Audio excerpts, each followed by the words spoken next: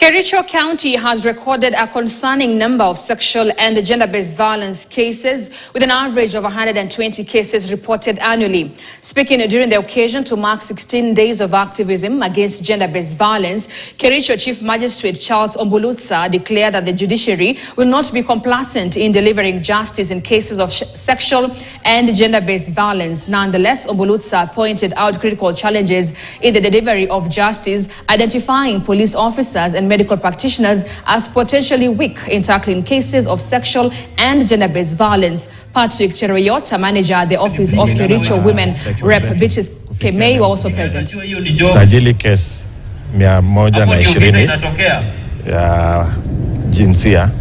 Kuna wale wamebakwa, kuna wale wamenajisiwa. Na kuna changamoto. Kitu ya kwanza utapata washtakiwa wakija kotini wanakuwa wajapewa statements za kujitayarisha. Utapata saa ingine files za polisi haziletwi, mashahidi hawapei bond kuja kotini, ama kama watapewa bond waje kotini, statements ziko tayari, utapata exhibits hazijaletwa. They have assured us that the cases that involve children will be dispensed within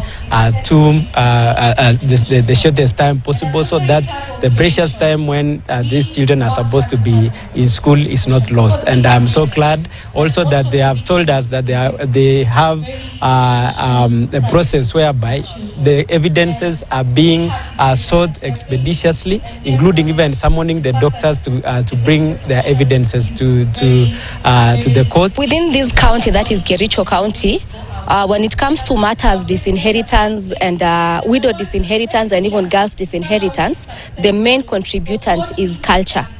We still have a big population who believe in cultures that are repugnant to justice and morality, those that do not align with our constitution, and those